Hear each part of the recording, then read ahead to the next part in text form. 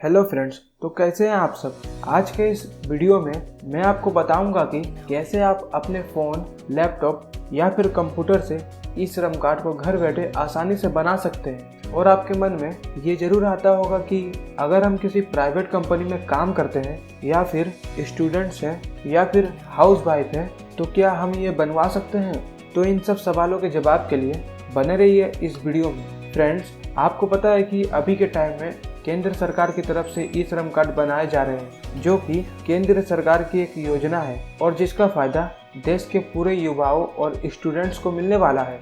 और अगर आप स्टूडेंट्स हैं या फिर किसी प्राइवेट कंपनी में काम करते हैं या फिर अभी कुछ नहीं करते या हाउस वाइफ है तो भी आप इसे बनवा सकते हैं। और कहीं ना कहीं इसे बनवाने का मुख्य उद्देश्य ये है कि हमारे देश में जितने भी लोग श्रमिक वर्ग के हैं यानी कि मजदूर हैं, ऐसे लोगों को ई श्रम कार्ड के जरिए कुछ फ़ायदा मिल सके, रोजगार मिल सके।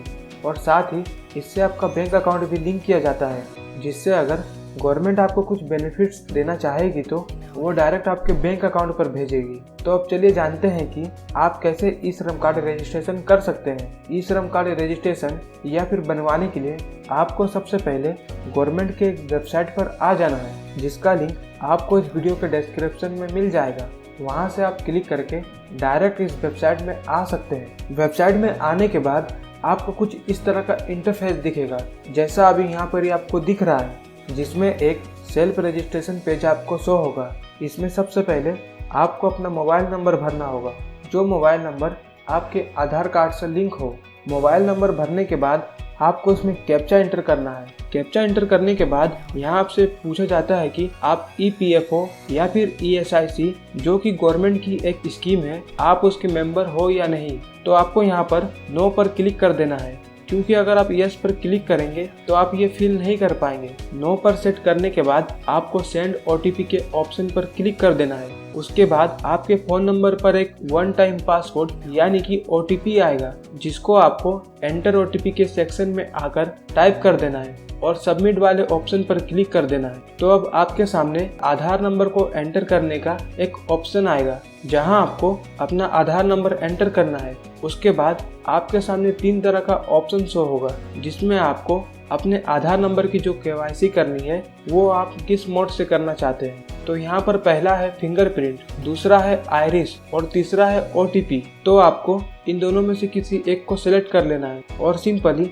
आप यहाँ पर OTP भी सेलेक्ट कर सकते हैं। वैसे फ्रेंड्स, मैं आपको बता दूं कि ज़्यादातर OTP का ही यूज़ किया जाता है। उसके बाद आपके सामने जो कैप्चा शो हो रहा होगा उसे इस बॉक्स में डाल देना है और टर्म एंड कंडीशन को सेलेक्ट करके सबमिट के ऑप्शन पर क्लिक कर देना है। सबमिट के ऑप्शन पर क्लिक करने के बाद आपके आधार कार्ड से जो लिंक फोन नंबर है उस पर एक OTP आएगा। आपको वो OTP इस बॉक्स में आकर डाल देना है और वैलिडेट के ऑप्शन पर क्लिक कर देना है। वैलिडेट के ऑप्शन पर क्लिक करते ही आप यहाँ पर लॉगिन हो चुके हैं और इसी के साथ ही आपको यहाँ पर आपका रजिस्ट्रेशन फॉर्म शो होगा, जहां आपके आधार कार्ड से ऑटोमेटिक बहुत सी इंफॉर्मेशन यहां आ चुकी है। उसके बाद यहां नीचे कंटिन्यू टू अदर डिटेल्स पर क्लिक कर देना है। तो अब आप यहां पर पर्सनल इंफॉर्मेशन के सेक्शन में आ चुके हैं, जहां पर अगर आपके पास या आपके फैमिली में कोई दूसरा फोन नंबर है तो उसको आप यहां इमरजेंसी मोबाइल नंबर पर फिल कर सकते हैं। अदरवाइज आपको यहां पर ईमेल ID फिल करना है। उसके बाद मैरिटल स्टेटस में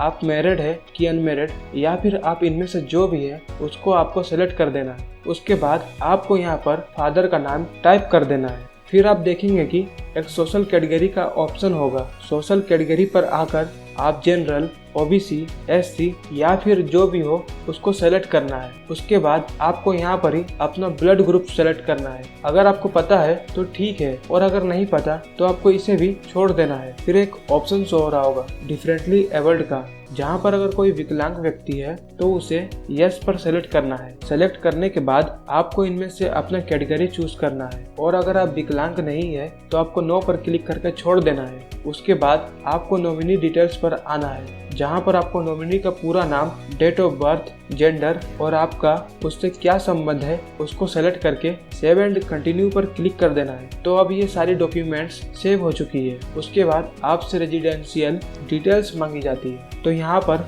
सबसे पहले आपको अपना स्टेट यानी राज्य सेलेक्ट कर देना है, जिस भी राज्य में आप रहते हो। फिर आपका डिस्ट्रिक्ट, फिर करंट एड्रेस में आकर आपको अर्बन या फिर रूरल पर सिलेक्ट करना है। अगर आप ग्रामीण इलाके से हैं तो आपको रूरल पर सिलेक्ट कर लेना है, और अगर शहर से हैं तो आपको अर्बन सेलेक्ट करना है। उसके बाद आपसे हाउस नंबर और बाकी डिटेल्स पूछी जाती है। अगर आपका हाउस नंबर है तो आपको उसे टाइप कर देना है, नहीं तो आप अपना आधार कार्ड वाला डिटेल्स भी डाल सकते हैं। उसके बाद लोकेलिटी पर आपको अपने घर के सामने अगर कोई लोकल एरिया या कंपनी या पार्क है उसको आपको यहाँ पर डाल देना है। उसके बाद आपको अपना स्टेट और डिस्ट्रिक्ट और सब डिस्ट्रिक्ट सेलेक्ट कर देना है। फिर आपको अपना आधार कार्ड वाला पिन कोड नंबर इस बॉक्स में डाल देना है।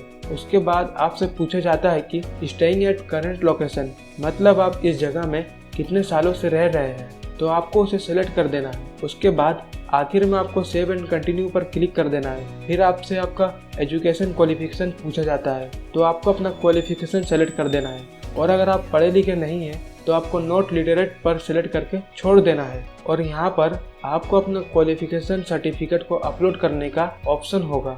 अगर आप चाहे तो अपना 10th, 12th या फिर कोई और क्वालिफिकेशन सर्टिफिकेट अपलोड कर सकते हैं, या फिर इसे भी छोड़ सकते हैं। उसके बाद आपसे आपकी मंथली इनकम पूछी जाती है, तो आपको अपना मंथली सैलरी सेलेक्ट कर देना है। फिर सेव एंड कंटिन्यू वाले ऑप्शन पर क्लिक कर देना है। उसके बाद आपसे आपका ऑक्यूपेशन एंड स्किल पूछा जाता है, जो कि काफ़ी ज़्यादा ज़रूरी है। सबसे पहले आपको यहाँ प्राइमरी ऑक्यूपेशन पर आकर अपना वर्क टाइप करना है, जिस भी टाइप की जॉब आप करते हो। फिर उससे मिलता जुलता आपके सामने कैटेगरी शो होगा, उसको आपको सेलेक्ट कर देना है। उसके बाद आपको अपना वर्क एक्सपीरियंस यानी आप ये काम कितने सालों से कर रहे हैं वो आपको यहाँ पर ही बताना है। और इसी के साथ ही अगर आप कोई दूसरा काम भी करते हैं तो आपको वो काम का नाम यहाँ पर ही फिल कर देना है, और नहीं तो आपको इसे छोड़ देना है।